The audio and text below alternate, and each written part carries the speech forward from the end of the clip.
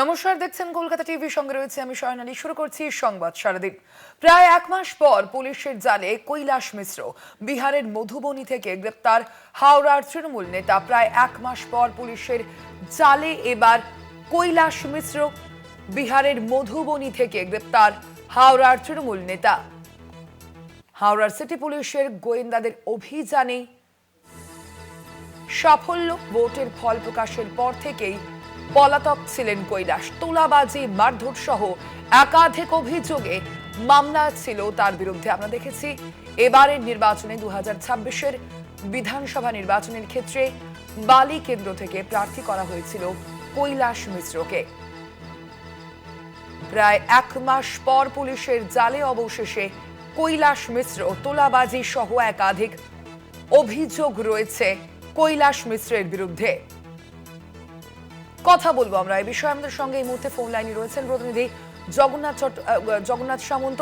জগন্নাথ, কিভাবে কৈলাস মিশ্রের খোঁজ পেল পুলিশ আধিকারিকের, এবং একই সঙ্গে জানতে চাইবো যে কৈলাসের বিরুদ্ধে ঠিক কি কি অভিযোগ রয়েছে? এই মুহূর্তে সবচেয়ে বড় খবর হচ্ছে বালির দাপুটে নেতা, তৃণমূল নেতা, যুব সভাপতি কৈলাস মিশ্রকে গ্রেপ্তার করলো হাওড়া সিটি পুলিশের গোয়েন্দা বিভাগ। এবং তোমাকে বলে রাখি, 4 তারিখে রেজাল্টের পর কৈলাস মিশ্র পলাতক ছিল। প্রায় এক মাস বিভিন্ন জায়গায় পালিয়ে বেড়াচ্ছিল। তাকে গোয়েন্দা বিভাগের হাওড়া সিটি পুলিশের গোয়েন্দা বিভাগ তল্লাশি চালাচ্ছিল, কোনো মতেই ধরা যাচ্ছিল না। তবে অবশেষে এই মুহূর্তে ধরা পড়েছে বিহারের মধুবনী থেকে। এক আত্মীয়র বাড়িতে তিনি লুকিয়েছিলেন, সেখান থেকে গ্রেপ্তার করে আনা হবে ট্রানজিট রিমান্ডে। সোমবার দিন হাওড়া আদালতে নিয়ে আসা হবে। অর্থাৎ তোমাকে বলে রাখি, এই কৈলাস মিশ্রের বিরুদ্ধে একাধিক অভিযোগ, যেরকম তোলাবাজির অভিযোগ আছে, তার পাশাপাশি ভোট পরবর্তী নির্বাচনের পরবর্তী যে হিংসা, সেই হিংসা তিনি জড়িত। একাধিক কেস রয়েছে। অর্থাৎ তোলাবাজি থেকে শুরু করে মারপিট, বিভিন্ন বিজেপি কর্মী কার্যকর্তাদের মারধরের অভিযোগ, এবং এলাকায় দাপুটে নেতা, এলাকায় তোলাবাজি, বিভিন্ন অসামাজিকমূলক কাজের সঙ্গে যুক্ত বলে জানা যাচ্ছে কৈলাস মিশ্র।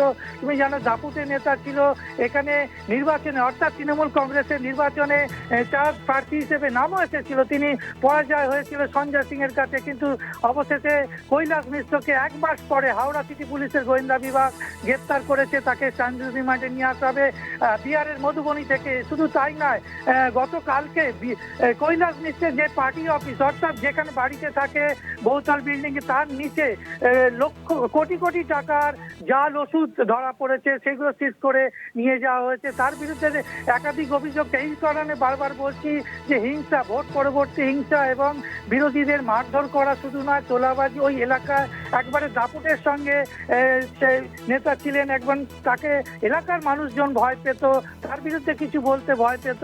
সেই অবশেষে কৈলাস মিশ্র গ্রেপ্তার মধুবনী থেকে, অর্থাৎ বিহারের মধুবনীতে গ্রেপ্তার করেছে হাওড়া সিটি পুলিশের।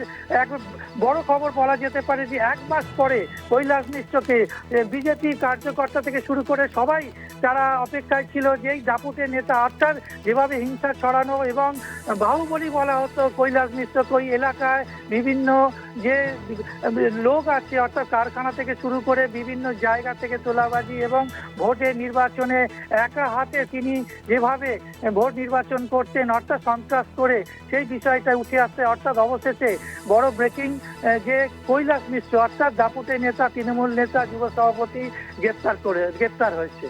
ধন্যবাদ তোমায় জগন্নাথ।